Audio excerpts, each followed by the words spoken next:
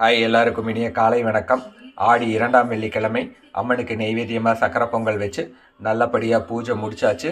இந்த ஆடி வெள்ளி அன்னைக்கு சக்கரை பொங்கல் அம்மனுக்கு நெய்வேத்தியமாக வச்சு படைக்கிறது ரொம்ப விசேஷம். நீங்களும் உங்கள் வீட்டில் சக்கரை பொங்கல் வச்சு படைங்க.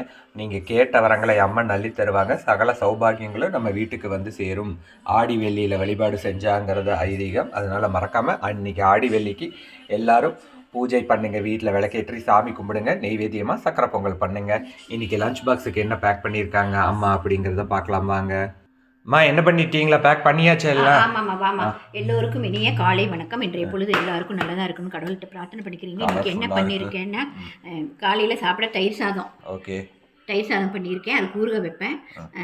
உருளைக்கிழங்கு ஃப்ரையும் லெமன் ரைஸும் பண்ணியிருக்கேன். அப்புறம் அதுக்கப்புறமேலு தயிர் வச்சுருக்கேன். சக்கரை பொங்கல் கூட சாப்பிட்றவங்களுக்கு கொடுக்கறதுக்காக அம்மனுக்கு நெய்வேத்தியம் பண்ணது பிரசாதமாக கொடுக்கறதுக்காக பண்ணியிருக்கோம். இன்னைக்கு இதுதான் எங்கள் வீட்டு லஞ்ச் பாக்ஸ் பேக்கிங். இன்னொரு வீடியோவில் பார்க்கலாம். Bye, thank you. எல்லாம் மறக்காமல் ஆடி வெள்ளிக்கு பூஜை பண்ணுங்க. கண்டிப்பாக நீங்கள் கேட்ட வரம் கிடைக்கும்.